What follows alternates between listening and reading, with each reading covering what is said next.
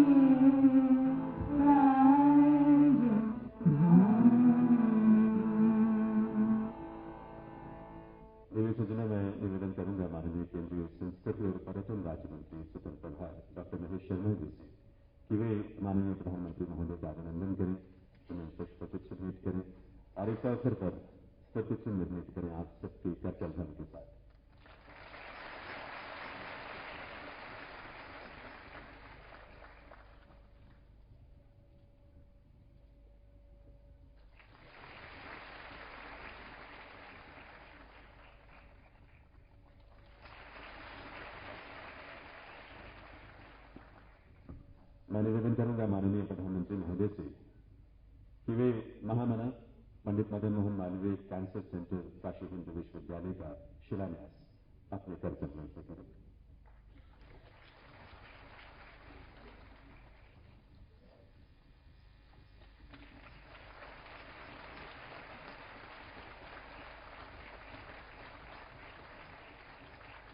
मैं पुनः निवेदन करूंगा प्रधानमंत्री महोदय से कि वे शताब्दी सुपर स्पेशलिटी कॉम्प्लेक्स चिकित्सा विज्ञान संस्थान काशी हिंदू विश्वविद्यालय का भी शिलान्यास करें अपने कर्तव्यों से।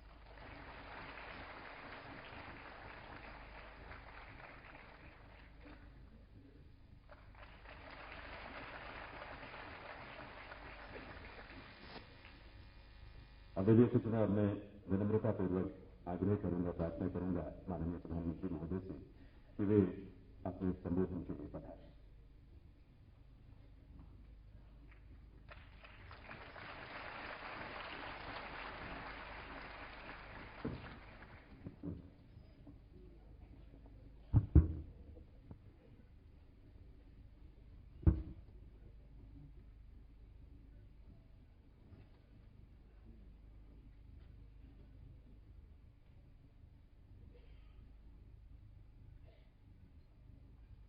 केंद्र में मंत्रिपरिषद के मेरे साथी श्रीमान महेश शर्मा जी, केंद्र में मंत्रिपरिषद के मेरे साथी श्रीमान महेंद्रनाथ पांडेय जी, श्रीमती अनुप्रिया पटेल जी, उत्तर प्रदेश सरकार के मंत्री श्रीमान ब्रह्मशंकर त्रिपाठी जी, बनारस हिंदू विश्वविद्यालय के कुलपति श्री गिरीश चंद्र त्रिपाठी जी और बनारस के सभी प्रबुद्ध वरिष्ठ महानुभाव, युवा मित्र,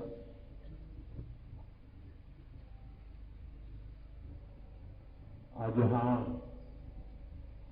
3 अवसर एक साथ मुझे सौभाग्य मिला है। एक तो सांस्कृतिक महोत्सव चल रहा है, तो कला जगत के द्वारा ये मनुष्य रोबोट न बन जाए, इसके लिए भारी जहमत की जा रही है। तो चिंता सता रही है कि विज्ञान और टेक्नोलॉजी मानव को अगर कला से दूर कर दे, सांस्कृतिक विरासत से दूर कर दे, तो देर नहीं लगेगी उसको रॉबोट बनने में। और इंसान को रॉबोट बनने से बचाने के लिए कला जीवन का हिस्सा होनी चाहिए और कला निरंतर पुरस्कृत होनी चाहिए, अविरत पुरस्कृत होनी चाहिए। हर पीढ़ी दर पीढ़ी इसमें कुछ न कुछ जुड़ते रहना चाहिए और जुड़ना भी वो हो जो आगे के रास्ते भी खोलने वाला हो। और कला जगत को समर्पित लोगों ने सदियों से इस कार्य को निभाया है। आज यहां चाणक्य नाट्य का भी मंचन होने जा रहा है। मोटा मोटा मुझे याद है, शायद मैं गलती करता हूं कि कलाकार उसको ठीक कर लेंगे। शायद ये उनका 1001वां मंचन है यहां पर।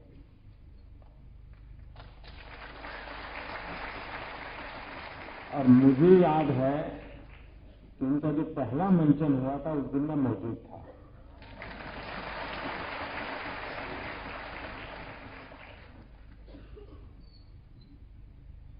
राजनीतिक विचारधाराएं कितनी आई, कितनी गई, आर्थिक चिंतन कितने ही आए, कितने ही गए, लेकिन एक चाणक्य है जो आज भी अजरा अमर है।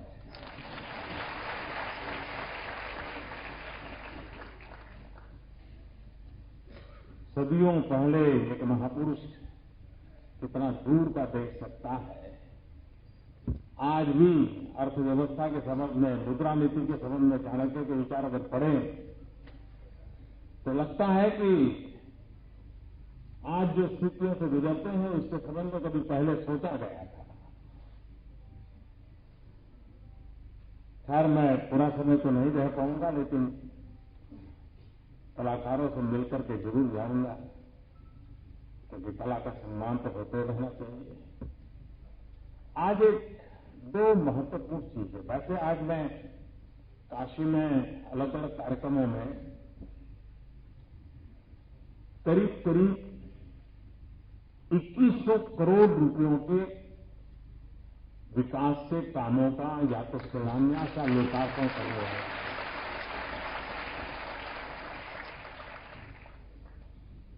आज यहां बीचों में जिसका शिलान्यास हो रहा है, बहुत कम लोगों को कल्पना होगी कि इससे आने वाले दिनों में कितनी बड़ी सेवा होने वाली है। हमारे देश में जब भी कैंसर की चर्चा होती है तो मुंबई के टाटा रिसर्च इंस्टीट्यूट पर ध्यान जाता है। भारत सरकार के द्वारा योगदान से वो इंस्टीट्यूट चलती है और उसमें जो लोग आते हैं, मरीज आते हैं, अधिकतम मरीज उत्तर भारत से आते हैं, उत्तर प्रदेश से आते हैं, उसमें भी पूर्वी उत्तर प्रदेश से आते हैं। और हम जानते हैं मुंबई में किस प्रकार से यहां का गरीब व्यक्ति, गांव का व्यक्ति जाएगा, क्या करेगा। और उसी में से विचार आया कि क्यों न हम इस पूरे क्षेत्र के लिए, जिसका लाभ झारखंड और बिहार के लोगों को भी मिल सकता है, उसी स्तर का एक अंतर्राष्ट्रीय स्तर का कैंसर रिसर्च इंस्टीट्यूट बनाए, जिससे यहां के मरीजों को सेवा उपलब्ध हो, रिसर्च का भी काम हो और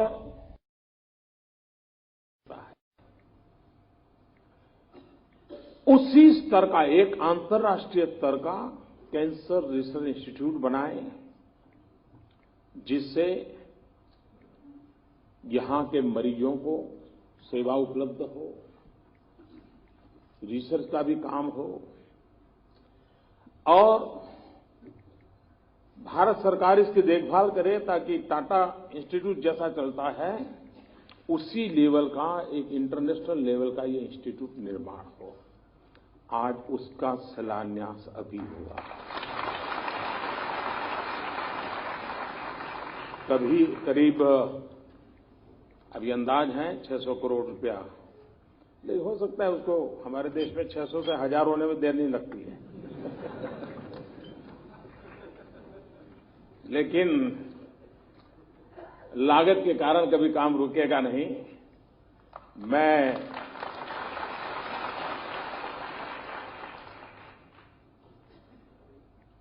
बनारस हिंदू यूनिवर्सिटी का भी आभारी हूं कि उन्होंने इस काम के लिए 10 एकड़ भूमि आवंटित करने के लिए सहमति जताई। तो एक बहुत बड़ा सेवा का काम इससे होगा। आज दूसरा भी एक काम हो रहा है कि यहां पर जो हमारा मेडिकल इंस्टीट्यूट चल रहा है, उस इंस्टीट्यूट के लिए भी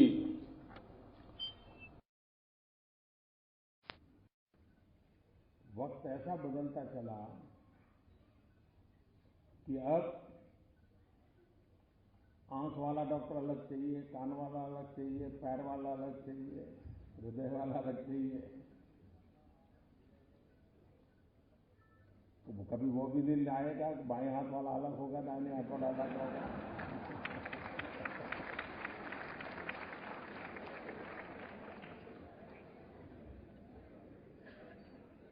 कहने का तात्पर्य है कि अब सुपर स्पेशलिटी का महात्म्य बढ़ रहा है। विशिष्ट बीमारी, विशिष्ट अवस्था का सीधा उसी पे फोकस करके ट्रीटमेंट करना और पूरे हेल्थ को इंटीग्रेटेड हो। और इसलिए आज आवश्यकता बन गई है कि सुपर स्पेशलिस्ट व्यवस्थाएं विकसित हो और सिर्फ सेवा न हो, रिसर्च भी हो। उस प्रकार के मरीजों का अध्ययन भी होते रहना चाहिए, उसमें किस प्रकार से बदलाव आए उसको भी देखना चाहिए। पहले का जमाना था कि वैद्यराज नाड़ी पकड़ के तय करता था क्या तकलीफ है। धीरे धीरे मेडिकल साइंस में अनुभव के आधार पर तय होने लगा। डॉक्टर पेशेंट को 12-15 सवाल पूछता था और तय कर लेता, हाँ इसके आसपास कुछ होगा, और फिर वो प्रयोग शुरू करता था। लेकिन अब डॉक्टर का काम धीरे धीरे कम होता जा रहा है, टेक्नोलॉजी का बढ़ता चला जा रहा है।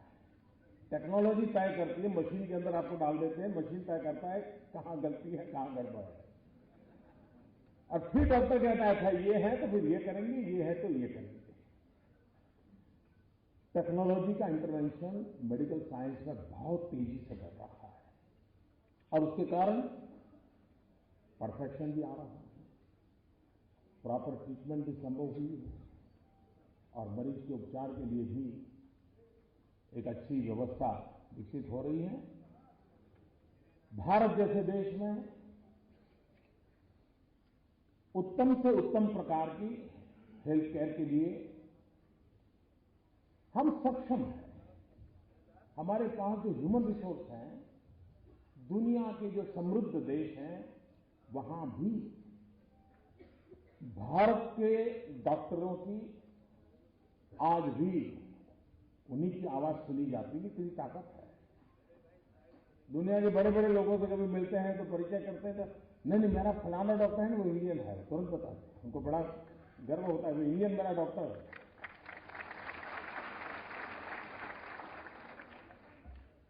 और इसलिए हमारे पास ह्यूमन रिसोर्स कैपेबिलिटी जिसको कहें बहुत है, लेकिन हमें गरीब से गरीब व्यक्ति को सस्ते से सस्ती और सही दवाएं कैसे उपलब्ध हो, इस दिशा में हम बहुत आग्रहपूर्वक काम कर रहे हैं। हेल्थ इंश्योरेंस से लेकर के हेल्थ एश्योरेंस पर हम बल दे रहे हैं।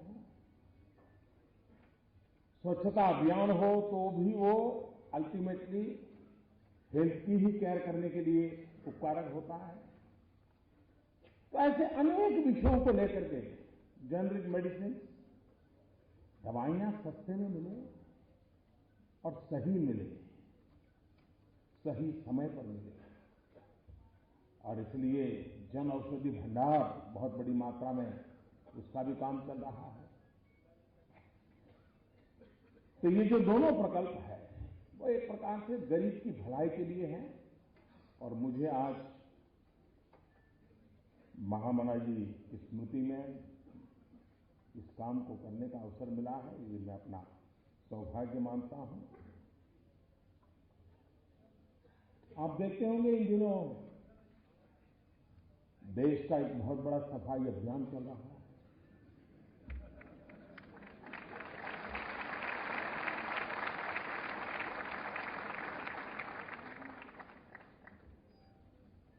अगर गंदगी का बड़ा ढेर हो और वहां से आप गुजरते हैं तो दुर्गंध आती है। बार बार आते हैं जाते हैं तो पता है कि अब यहां दुर्गंध शुरू हो जाएगी, वहां पहुंचेंगे तो पूरी हो जाएगी।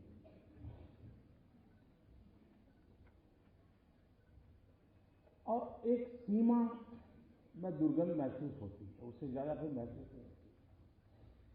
लेकिन जब उस ढेर की सफाई शुरू करते हैं तो गंध इतनी ज्यादा महसूस होती है कि वहां से गुजरना मुश्किल हो जाता है।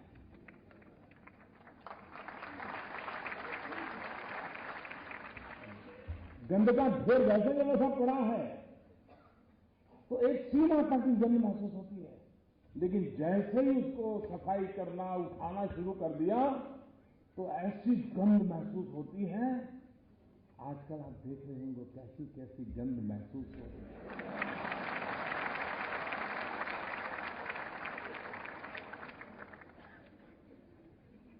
लेकिन एक बार ढेर साफ हो जाए तो फिर मन करता नहीं है, ये तो जगह के लिए अच्छी बगीचा बनाया जा सकता है।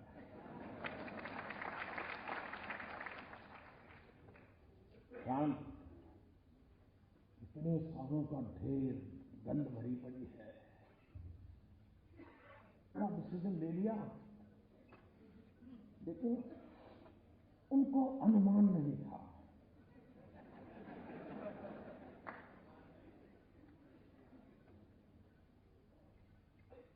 ये बात सही है कि बहुत सी चीजों का मैंने अनुमान किया था, लेकिन एक चीज का अनुमान करने में विफल हो गया मैं नहीं कर पाया।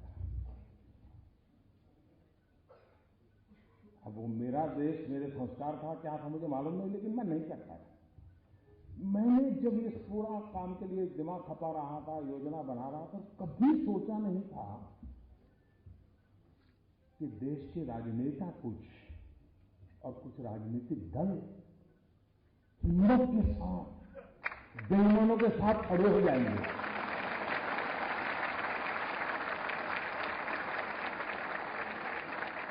ये मैंने फर्क नहीं लगाया था, मैंने सोचा ही नहीं था कि संभव है। और आपको मालूम है, अब मैं भी सोच रहा हूं ये सब कैसे हो रहा है। पाकिस्तान घुसपैठियों को हिंदुस्तान में भेजना हो तो क्या करता है, वो सीमा पर फायरिंग शुरू कर देता है, तो फिर हमारी फौज भी बिजी हो जाती है उसके साथ, तो इधर उधर चलती रहती है आमने सामने, और लपक करके वो घुस जाते हैं।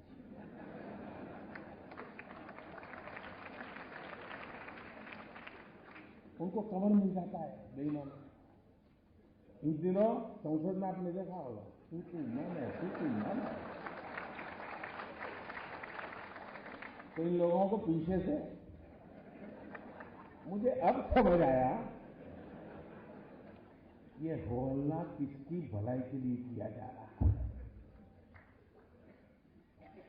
पुराने जमाने में देखा होगा आपने, मेले होते मेले, उसमें पिक पॉकेटर आते थे, तो उनको लगता है ये सबसे बढ़िया जगह है, एक दिन में ज्यादा बिक्री कमाई हो सकती है, जेब कतरे आ जाते हैं।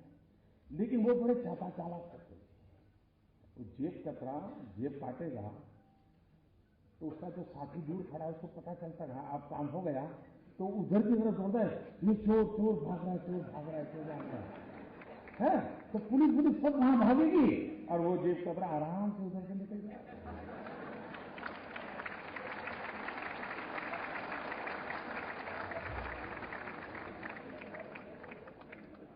बेईमानों को बचाने के लिए बेईमानों को रास्ता दिखाई दे, न जाने कैसी कितनी तरकीब लगाई जा रही है। लेकिन भाइयों बहनों, इस देश देखिए, दुनिया को इस बात को समझना होगा, जनता को कष्ट कम नहीं हुआ है, बहुत तकलीफ झेली है, कभी सोची नहीं कि तकलीफ झेली है,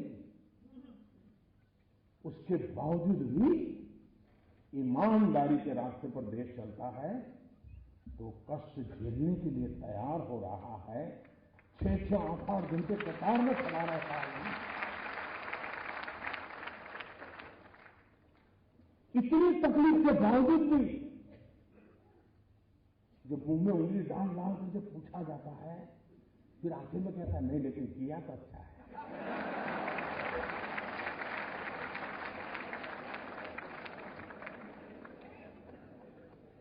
साथ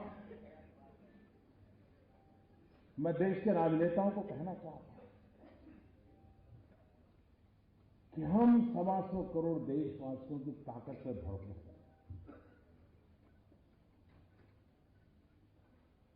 ऐसा सद्भाग्य नहीं मिल सकता है कि जहां 125 करोड़ देशवासी अपने स्वार्थ के लिए नहीं, कहीं कुछ मिलता और कतार में खड़ा रहे हो तो अलग बात है, ये तो भाई देश का भला हो, कष्ट झेलूंगा, ऐसा साहब दुनिया में कहीं संभव नहीं होगा जी।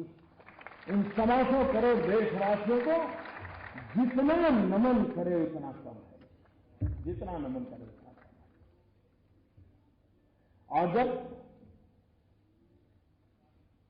जनता जनार्दन तो स्वयं ईश्वर का ही अवतार होता है, और जनता जनार्दन के आशीर्वाद मतलब ईश्वर के आशीर्वाद होते हैं, और जिस सत्य के काम में ईश्वर के आशीर्वाद होते हैं वो सत्य कभी भी ओझल नहीं हो सकता, वो सत्य उजागर के ही रहता है, वो परिवर्तन ला करके ही रहता है।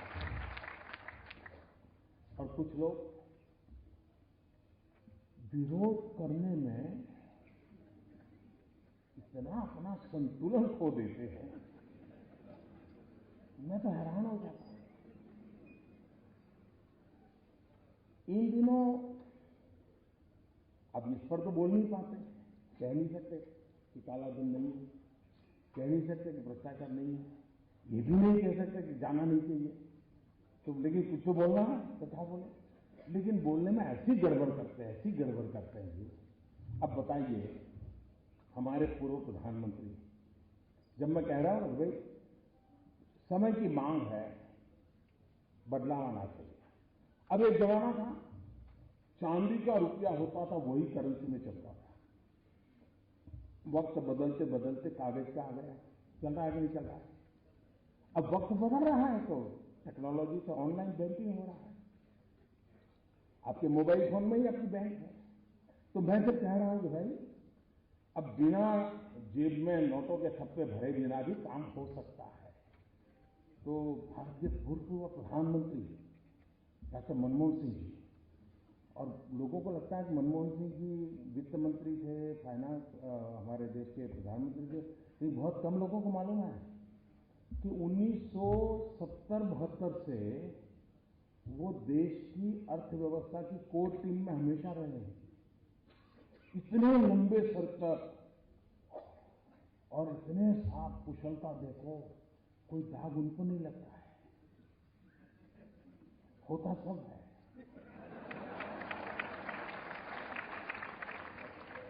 उन्होंने अभी ऐसा कहा, जब मैं कैशलेस की बात करता हूं, उन्होंने कहा कि जिस देश में 50% लोग गरीब हो, वहां ये टेक्नोलॉजी वगैरह कैसे हो सकता है? अब मुझे बताओ भाई, ये वो अपना रिपोर्ट कार्ड दे रहे हैं कि मेरा दे रहे हैं?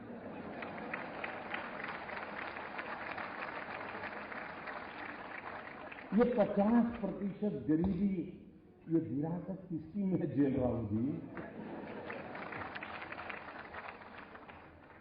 मनमोहन सिंह जी, आप विरोध करे कोई बात नहीं, आप पूर्व प्रधानमंत्री हैं, हम गंभीरता से लेते हैं आपकी बात को, लेकिन आप अपना रिपोर्ट कार्ड दे रहे हैं, ये मुझे खुशी हो रही है। उनके एक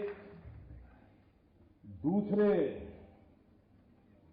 महानुभाव जो देश के वित्त मंत्री रहे, वो लेख भी लिखते हैं, श्रीमान चिदंबरम जी, उन्होंने कहा कि हमारे देश में 50% गांवों में अभी भी बिजली नहीं है, तो कैशलेस कैसे करोगे? अब बताइए साहब, कहीं पर बिजली थी किसी गांव में, मैंने आकर के खंभा उखाड़ दिएगा।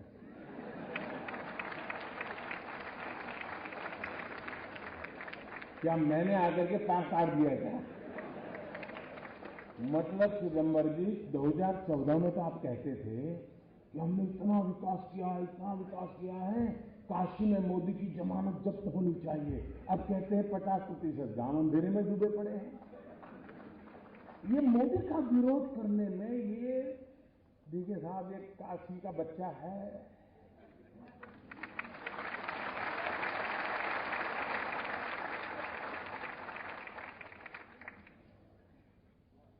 काशी की जनता ने मुझे पाला, पोषा, और इसलिए इस पवित्र धरती के आशीर्वाद है कि इधर से हो उधर से हो, तुमसे सच निकलवा के ही रहेगा।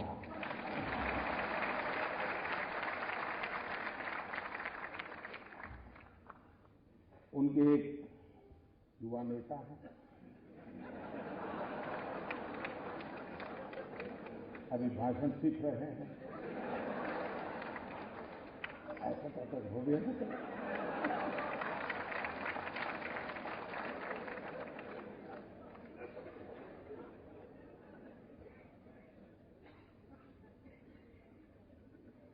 जब से उन्होंने बोलना सीखा है और बोलना शुरू किया है, मेरी खुशी का कोई पार नहीं है।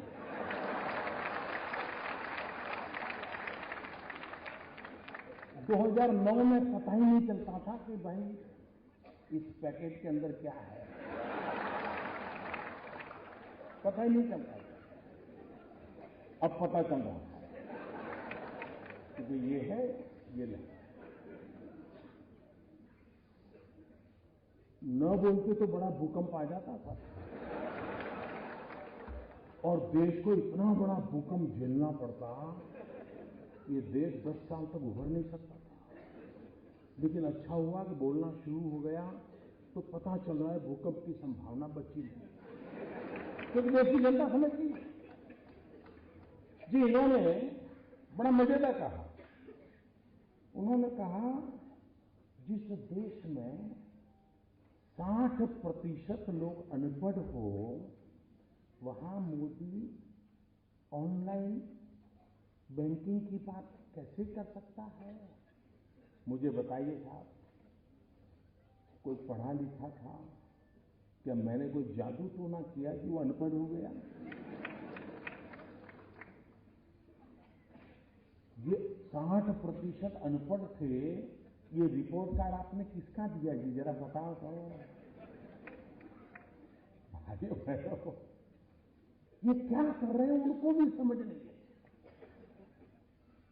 लेकिन अच्छा है, किसी का काला धन खुल रहा है तो किसी का काला मन खुल रहा है।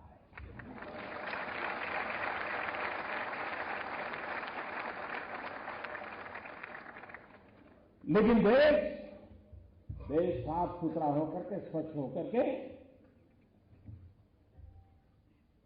सोने की तरफ तप करके निकलेगा, इस विश्वास के साथ में लगा।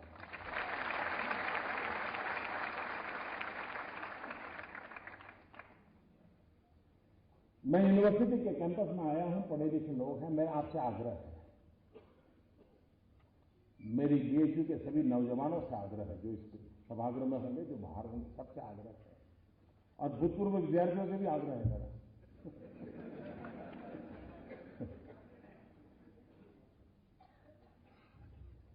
काला धन, भ्रष्टाचार की सफाई तो हो, लेकिन फिर से पनपे नहीं, इसकी भी व्यवस्था होनी चाहिए। इसमें मुझे आपकी मदद चाहिए, पढ़े लिखे नौजवानों, और वो मदद चाहिए कि हम ऑनलाइन बैंकिंग की और लोगों को तैयार करें। अब चाहे मोबाइल फोन से भी पेमेंट देकर के किया जा सकता है, चाहे मोबाइल फोन से पेमेंट लेकर के बेचा जा सकता है, हर चीज संभव है। आपके मोबाइल फोन में ही आपकी बैंक है, अगर आपका बैंक में खाता है, आप आराम से उसको ऐप को डाउनलोड करके कारोबार चला सकते हैं। हम जितना ज्यादा ये करेंगे, ये नोटों का खेल बंद होना शुरू हो जाएगा। और इसलिए भ्रष्टाचार, काले धन के खिलाफ की लड़ाई हमको जीतनी है। जाली नोट, उसको तो 8 नवंबर को ही उसको दफना दिया गया। आतंकवाद, नक्सलवाद, माओवाद, नॉर्थ ईस्ट में इंसर्जेंसी, सारा कारोबार एक झटके में चौपट हो गया। बहुत बड़ी मात्रा में नक्सल लोग आजकल सरेंडर करने लगे हैं, क्योंकि खिलाएगा कौन? पुरानी नोट तो चलती नहीं है। भाइयों बहनों, कुछ निर्णय ऐसे होते हैं कि जो समाज जीवन में एक बहुत बड़ा बदलाव लाते हैं, और कुछ लोगों को विरोध करना है। आप हैरान होंगे साहब, देश की सेना के जवान मौत को मुट्ठी में लेकर के पाकिस्तान में जाते हैं, आतंकवादियों से भिड़ते हैं, उनका खात्मा बुला करके वापिस आते हैं, जिंदा लौट करके आते हैं। कुछ लोगों को उसकी भी परेशानी हो गई कि सर्जिकल स्ट्राइक हुआ था कि नहीं हुआ था, बता। फिर उनको लगा कि देश का मिजाज अलग है, तो फिर चुप हो गए। देश की इंस्टीट्यूशंस को इस प्रकार से माहौल बनाना कितना शोभा देता है क्या। लेकिन मुझे विश्वास है मेरे प्यारे भाइयों बहनों, और काशी की धरती पर से मुझे जो आशीर्वाद मिले हैं, नई ताकत मिली है, मुझे विश्वास है कि देश जिन इरादों को लेकर के हमारा साथ दे रहा है, उन इरादों को पूरा करने में हम कोई कसर नहीं छोड़ेंगे। बहुत बहुत धन्यवाद।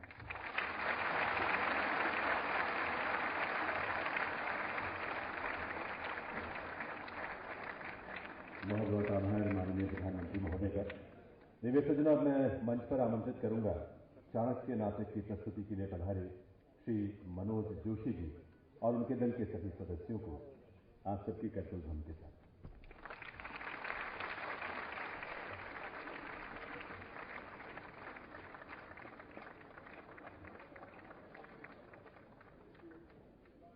चाणक्य जिसकी 1000 प्रस्तुतियां हो चुकी हैं, आज 1001वीं प्रस्तुति को देखने का अवसर आपसे कुछ ही देर बाद हम सबको मिलेगा। ये कलाकारों का पूरा दल, मनोज जी और उनके सभी साथी कलाकार, सह कलाकार, पूरी टीम यहां आई है। भारत की संसद में जिस प्रस्तुति को रखने का अवसर मिला मनोज जी और उनके पूरे दल को, इसी वर्ष अमेरिका में 15 प्रस्तुतियां लगातार एक श्रृंखला के तहत उन्होंने दी हैं। वो पूरा दल आज यहां हम सबके बीच उपस्थित है।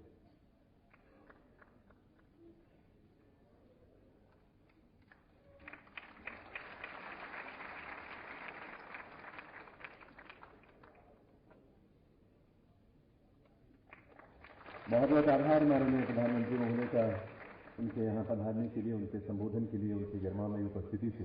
राष्ट्रीय संस्कृति महोत्सव काशी हिंदू विश्वविद्यालय के विशेष इस शताब्दी वर्ष के दौरान उनका आगमन हम सबके लिए गर्व की बात है। साथ ही हम आभार व्यक्त करेंगे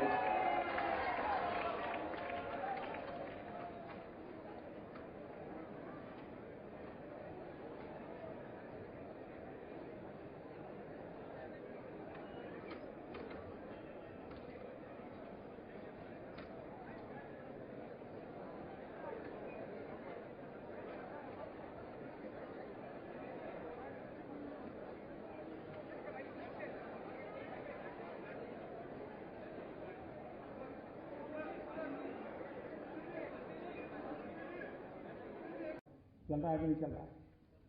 अब वक्त बदल रहा है, तो टेक्नोलॉजी से ऑनलाइन बैंकिंग हो रहा है। आपके मोबाइल फोन में ही आपकी बैंक है। तो मैं तो कह रहा हूं कि भाई अब बिना जेब में नोटों के थप्पे भरे बिना भी काम हो सकता है।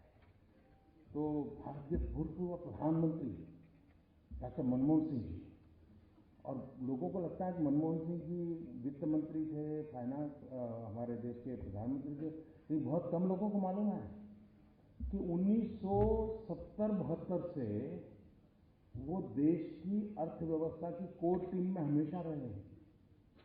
इतने लंबे सर तक और इतने साफ कुशलता, देखो कोई दाग उनको नहीं लगता है,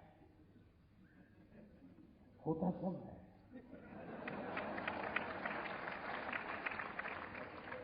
उन्होंने अभी ऐसा कहा, जब मैं कैशलेस की बात करता हूं, उन्होंने कहा कि जिस देश में 50% लोग गरीब हो, वहां ये टेक्नोलॉजी वगैरह कैसे हो सकता है। अब मुझे बताओ भाई, ये वो अपना रिपोर्ट कार्ड दे रहे हैं कि मेरा दे रहे हैं?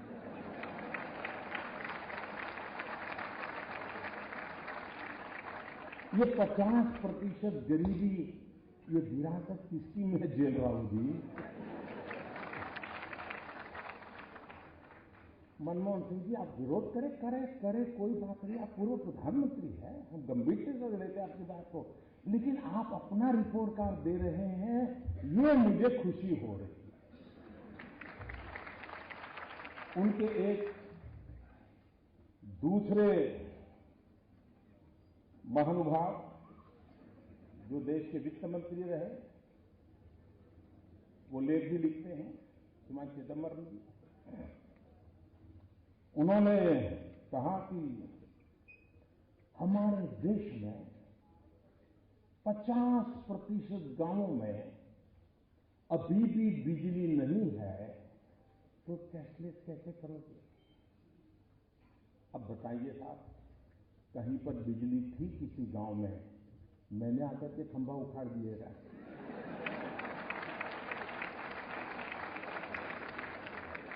क्या मैंने आकर के तार काट दिया क्या?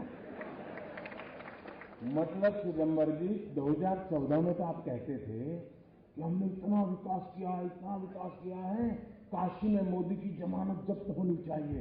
अब कहते हैं 50% गांव अंधेरे में डूबे पड़े हैं।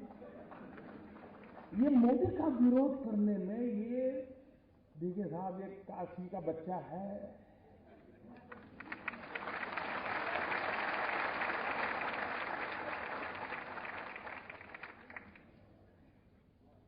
काशी की जनता ने मुझे पाला, पोषा, और इसलिए इस पवित्र धरती के आशीर्वाद है कि इधर से हो उधर से हो, तुमसे सच निकलवा के ही रहेगा।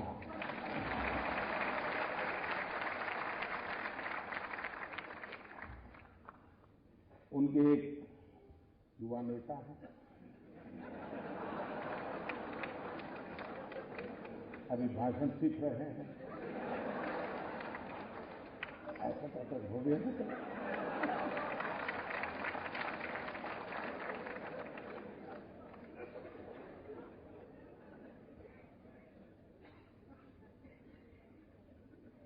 जब से उन्होंने बोलना सीखा है और बोलना शुरू किया है, मेरी खुशी का कोई पार नहीं है।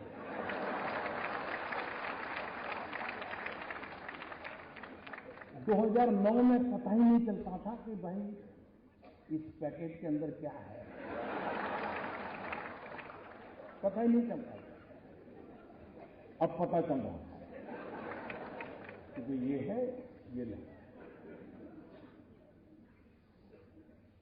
न बोलते तो बड़ा भूकंप आ जाता था, और देश को इतना बड़ा भूकंप झेलना पड़ता, ये देश 10 साल तक उभर नहीं सकता था। लेकिन अच्छा हुआ कि बोलना शुरू हो गया तो पता चल रहा है भूकंप की संभावना बची नहीं, क्योंकि देश की जनता समझ गई। जी, इन्होंने बड़ा मजेदार कहा। उन्होंने कहा, जिस देश में 60% लोग अनपढ़ हो, वहां मोदी ऑनलाइन बैंकिंग की बात कैसे कर सकता है? मुझे बताइए साहब, कोई पढ़ा लिखा था? क्या मैंने कोई जादू टोना किया कि वो अनपढ़ हो गया?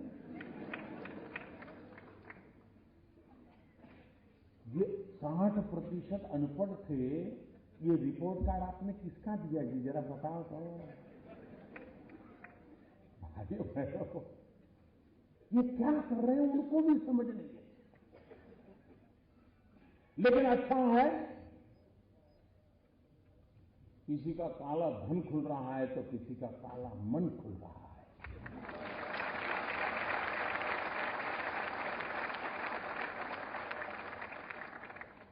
लेकिन देश साफ सुथरा होकर के, स्वच्छ होकर के, सोने की तरफ तप करके निकलेगा, इस विश्वास के साथ में लगा।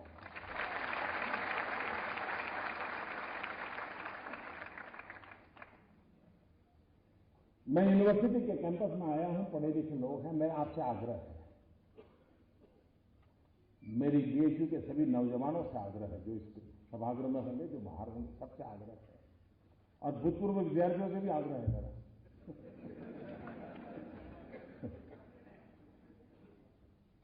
दिया तो ऐसी गंध महसूस होती है, आजकल आप देख रहे होंगे कैसी कैसी गंध महसूस हो रही है।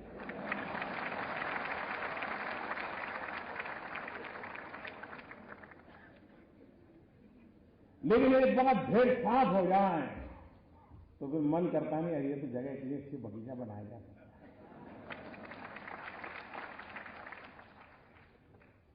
शांत, इतने सालों का ढेर, गंध भरी पड़ी है, क्या डिसीजन ले लिया। लेकिन उनको अनुमान नहीं था।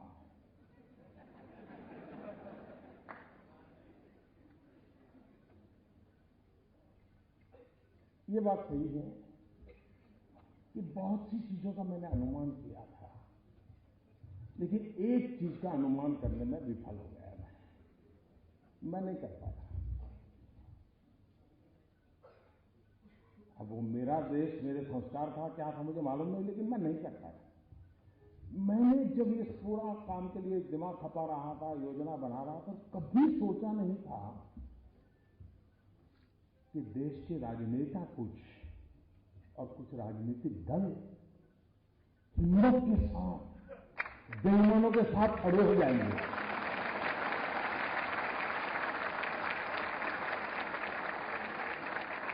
ये मैंने हिसाब नहीं लगाया था, मैंने सोचा ही नहीं था कि संभव है। और आपको मालूम है, अब मैं भी सोच रहा हूं ये सब कैसे हो रहा है। पाकिस्तान घुसपैठियों को हिंदुस्तान में भेजना हो तो क्या करता है, वो सीमा पर फायरिंग शुरू कर देता है, तो फिर हमारी फौज भी बिजी हो जाती है उसके साथ, तो इधर चलती रहती है आमने सामने, और लपक करके वो घुस जाते हैं।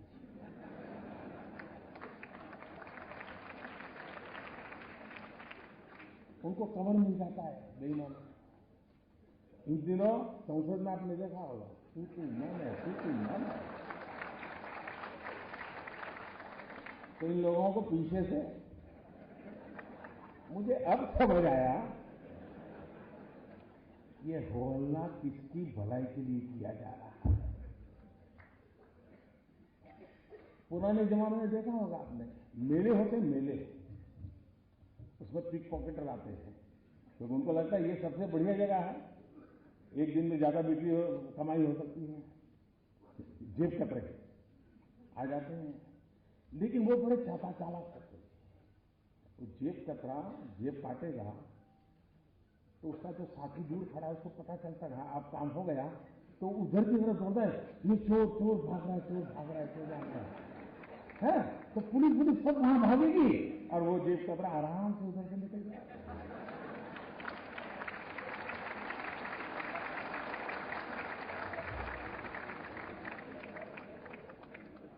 बेईमानों को बचाने के लिए बेईमानों को रास्ता दिखाई दे, न जाने कैसी किसी तरकीब अपनाई जा रही है। लेकिन भाइयों बहनों, देश देखिए, दुनिया को इस बात को समझना होगा, जनता को कष्ट कम नहीं हुआ है, बहुत तकलीफ झेली है, कभी सोची नहीं इतनी तकलीफ झेली है। उसके बावजूद भी ईमानदारी के रास्ते पर देश चलता है, तो कष्ट झेलने के लिए तैयार हो रहा है। 6-6, 8-8 घंटे कतार में खड़ा रहता है। इतनी तकलीफ के बावजूद भी जब मुंह में उंगली डाल कर जब पूछा जाता है, फिर आखिर में कहता नहीं, लेकिन किया तो अच्छा है।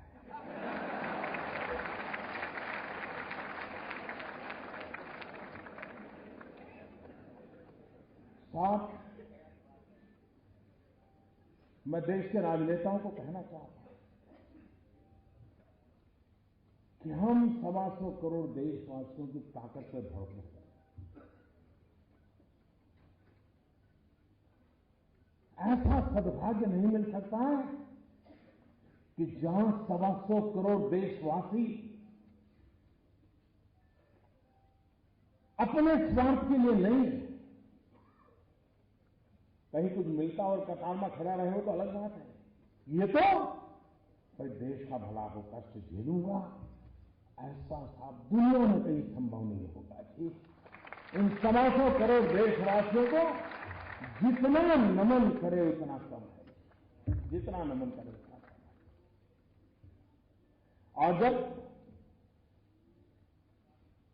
जनता जनार्दन तो स्वयं ईश्वर का ही अवतार होता है, और जनता जनार्दन के आशीर्वाद मतलब ईश्वर के आशीर्वाद होते हैं। और जिस सत्य के काम में ईश्वर के आशीर्वाद होते हैं वो सत्य कभी भी ओझल नहीं हो सकता। वो सत्य उजागर के ही रहता है, वो परिवर्तन ला करके ही रहता है। और कुछ लोग विरोध करने में इतना अपना संतुलन खो देते हैं, मैं तो हैरान हो जाता हूं। इन दिनों अब इस पर तो बोल नहीं पाते, कह नहीं सकते कि काला धन नहीं है, कह नहीं सकते कि भ्रष्टाचार नहीं है, ये भी नहीं कह सकते कि जाना नहीं चाहिए। तो लेकिन कुछ तो बोलना है तो क्या बोले, लेकिन बोलने में ऐसी गड़बड़ करते हैं, ऐसी गड़बड़ करते हैं जी। अब बताइए, हमारे पूर्व प्रधानमंत्री, जब मैं कह रहा हूं भाई समय की मांग है, बदलाव आना चाहिए।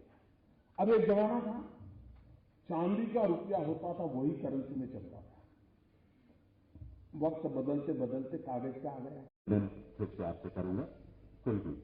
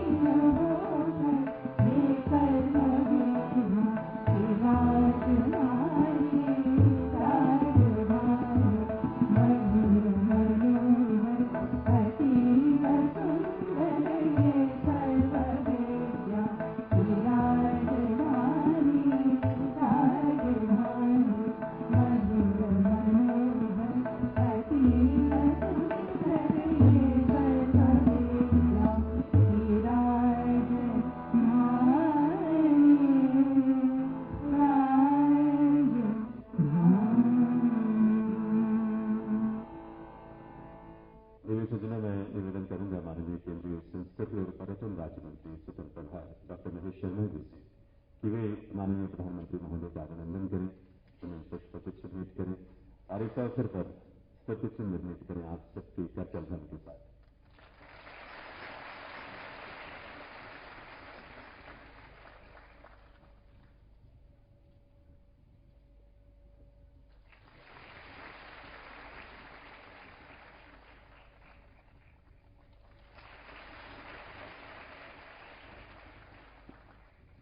मैं निवेदन करूंगा माननीय प्रधानमंत्री महोदय से कि वे महामना पंडित मदन मोहन मालवीय कैंसर सेंटर काशी हिंदू विश्वविद्यालय का शिलान्यास अपने कर कमलों से करें।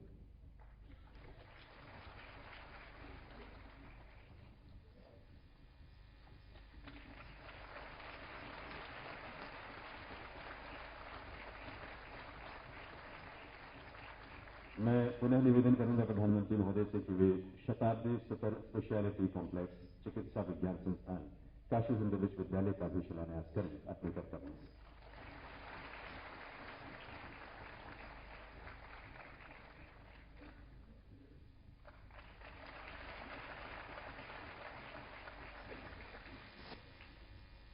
अवधि सूचना और मैं विनम्रतापूर्वक आग्रह करूंगा, प्रार्थना करूंगा माननीय प्रधानमंत्री महोदय से कि वे अपने संबोधन के लिए पधारें।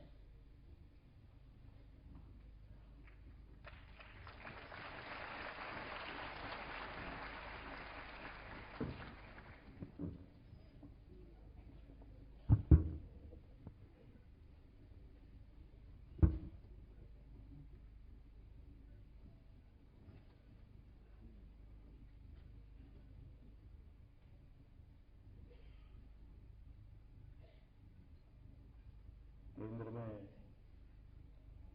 मंत्रिपरिषद के मेरे साथी श्रीमान महेश शर्मा जी, केंद्र में मंत्रिपरिषद के मेरे साथी श्रीमान महेंद्रनाथ पांडेय जी, श्रीमती अनुप्रिया पटेल जी, उत्तर प्रदेश सरकार के मंत्री श्रीमान ब्रह्मशंकर त्रिपाठी जी, बनारस हिंदू विश्वविद्यालय के कुलपति श्री गिरीश चंद्र त्रिपाठी जी और बनारस के सभी प्रबुद्ध वरिष्ठ महानुभाव, युवा मित्र,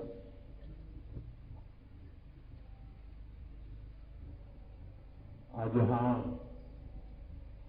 3 अवसर एक साथ मुझे सौभाग्य मिला है। एक तो सांस्कृतिक महोत्सव चल रहा है, तो कला जगत के द्वारा जो मनुष्य रोबोट न बन जाए, इसके लिए भारी जहमत की जा रही है। तो चिंता सता रही है कि विज्ञान और टेक्नोलॉजी मानव को अगर कला से दूर कर दे, सांस्कृतिक विरासत से दूर कर दे, तो देर नहीं लगेगी उसको रोबोट बनने में। और इंसान को रोबोट बनने से बचाने के लिए कला जीवन का हिस्सा होनी चाहिए और कला निरंतर पुरस्कृत होनी चाहिए, अविरत पुरस्कृत होनी चाहिए। हर पीढ़ी दर पीढ़ी इसमें कुछ न कुछ जुड़ते रहना चाहिए और जुड़ना भी वो हो जो आगे के रास्ते भी खोलने वाला हो। और कला जगत को समर्पित लोगों ने सदियों से इस कार्य को निभाया है। आज यहां चाणक्य नाट्य का भी मंचन होने जा रहा है। मोटा मोटा मुझे याद है, शायद मैं गलती करता हूं कि कलाकार उसको ठीक कर लेंगे, शायद ये उनका 1001वां मंचन है यहां पर।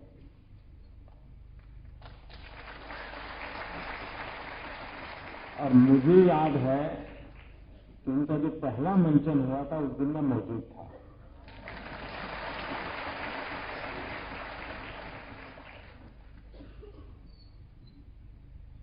राजनीतिक विचारधाराएं कितनी आई, कितनी गई, आर्थिक चिंतन कितने ही आए, कितने ही गए, लेकिन एक चाणक्य है जो आज भी अजरा अमर है।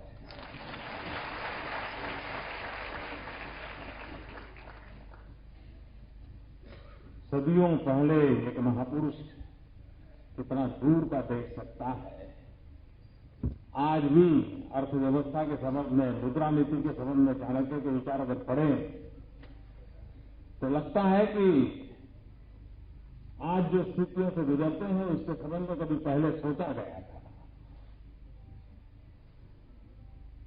खैर, मैं पूरा समय तो नहीं रह पाऊंगा, लेकिन कलाकारों से मिलकर के जरूर जाऊंगा, क्योंकि कला का सम्मान तो होते रहना चाहिए।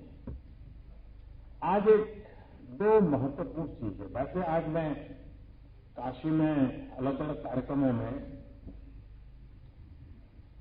करीब करीब 2100 करोड़ रुपयों के विकास के कामों का या तो शिलान्यास या लोकार्पण करने वाला।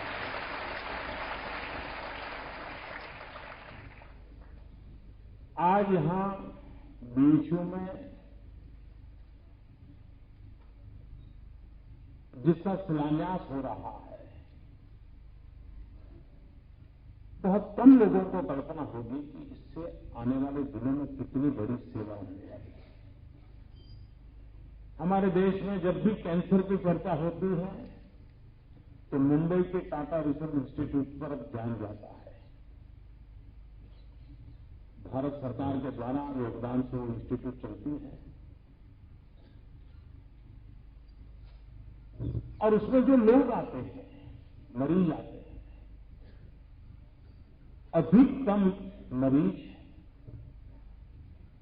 उत्तर भारत से आते हैं, उत्तर प्रदेश से आते हैं, उसमें भी पूर्वी उत्तर प्रदेश से आते हैं। और हम जानते हैं मुंबई में किस प्रकार से यहां का गरीब व्यक्ति, गांव का व्यक्ति जाएगा, क्या करेगा। और उसी में से विचार आया कि क्यों न हम इस पूरे क्षेत्र के लिए, जिसका लाभ झारखंड और बिहार के लोगों को भी मिल सकता है, उसी स्तर का एक अंतर्राष्ट्रीय स्तर का कैंसर रिसर्च इंस्टीट्यूट बनाए, जिससे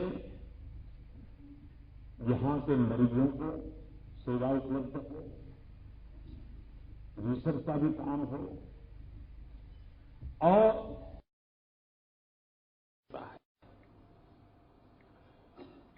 उसी स्तर का एक अंतर्राष्ट्रीय स्तर का कैंसर रिसर्च इंस्टीट्यूट बनाए, जिससे यहां के मरीजों को सेवा उपलब्ध हो, रिसर्च का भी काम हो और भारत सरकार इसकी देखभाल करे, ताकि टाटा इंस्टीट्यूट जैसा चलता है उसी लेवल का, एक इंटरनेशनल लेवल का ये इंस्टीट्यूट निर्माण हो। आज उसका शिलान्यास अभी हुआ। कभी करीब अभी अंदाज है 600 करोड़ रुपया, लेकिन हो सकता है उसको हमारे देश में 600 से 1000 होने में देर नहीं लगती है। लेकिन लागत के कारण कभी काम रुकेगा नहीं। मैं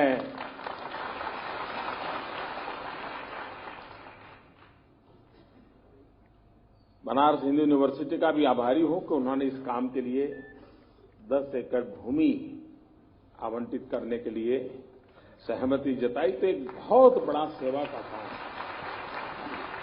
इससे होगा। आज दूसरा भी एक काम हो रहा है कि यहां पर जो हमारा मेडिकल इंस्टीट्यूट चल रहा है, उस इंस्टीट्यूट के लिए भी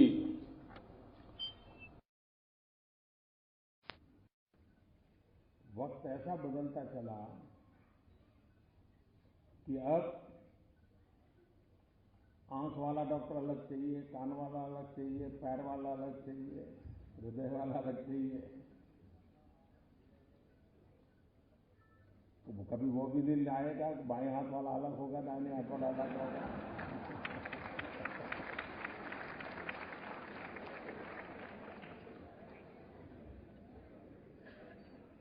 कहने का तात्पर्य है कि अब सुपर स्पेशलिटी का महात्म्य बढ़ रहा है। विशिष्ट बीमारी, विशिष्ट अवस्था का सीधा उसी पे फोकस करके ट्रीटमेंट करना और पूरे हेल्थ को इंटीग्रेटेड हो। और इसलिए आज आवश्यकता बन गई है कि सुपर स्पेशलिस्ट व्यवस्थाएं विकसित हो और सिर्फ सेवा न हो, रिसर्च भी हो। उस प्रकार के मरीजों का अध्ययन भी होते रहना चाहिए, उसमें किस प्रकार के बदलाव आए उसको भी देखना चाहिए। पहले का जमाना था कि वैद्यराज नाड़ी पकड़ के तय करता था क्या तकलीफ है। धीरे धीरे मेडिकल साइंस में अनुभव के आधार पर तय होने लगा। डॉक्टर पेशेंट को 12-15 सवाल पूछता था और तय कर लेता, हाँ इसके आसपास कुछ होगा, और फिर वो प्रयोग शुरू करता था। लेकिन अब डॉक्टर का काम धीरे धीरे कम होता जा रहा है, टेक्नोलॉजी का बढ़ता चला जा रहा है। टेक्नोलॉजी तय करती है, मशीन के अंदर आपको डाल देते हैं, मशीन तय करता है कहां गलती है कहां गड़बड़ है, और फिर डॉक्टर कहता है अच्छा ये है तो फिर ये करेंगे, ये है तो ये करेंगे। टेक्नोलॉजी का इंटरवेंशन मेडिकल साइंस में बहुत तेजी से बढ़ रहा है और उसके कारण परफेक्शन भी आ रहा है, प्रॉपर ट्रीटमेंट भी संभव हुई है और मरीज के उपचार के लिए भी एक अच्छी व्यवस्था विकसित हो रही है। भारत जैसे देश में उत्तम से उत्तम प्रकार की हेल्थ केयर के लिए हम सक्षम हैं। हमारे पास जो ह्यूमन रिसोर्स हैं, दुनिया के जो समृद्ध देश हैं, वहां भी भारत के डॉक्टरों की आज भी उन्हीं की आवाज सुनी जाती है, कितनी ताकत है। दुनिया के बड़े बड़े लोगों से कभी मिलते हैं तो परिचय करते हैं तो नहीं मेरा फलाना डॉक्टर है ना, वो इंडियन है, तुरंत बताते हैं। उनको बड़ा गर्व होता है, वो इंडियन मेरा डॉक्टर है।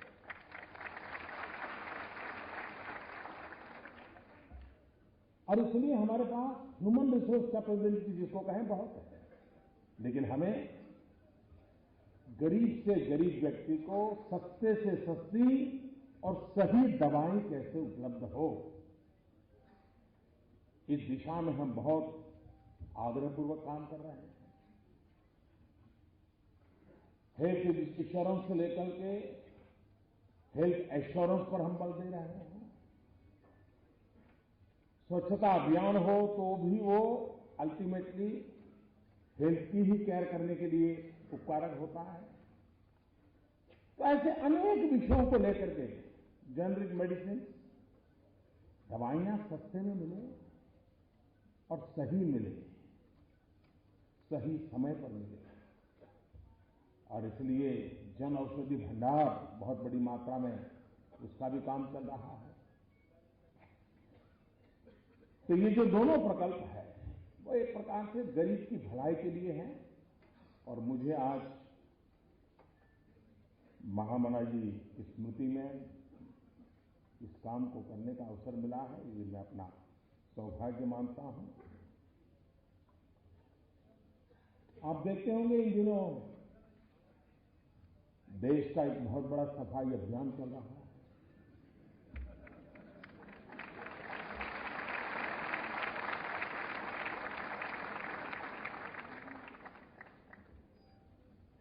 अगर गंदगी का बड़ा ढेर हो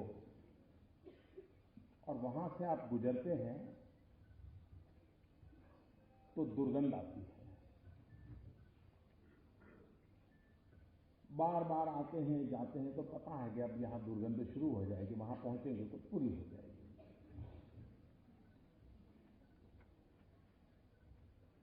और एक सीमा में दुर्गंध महसूस होती है, उससे ज्यादा फिर महसूस नहीं होती। लेकिन जब उस देह की सफाई शुरू करते हैं तो गंध इतनी ज्यादा महसूस होती है कि वहां से गुजरना मुश्किल हो जाता है।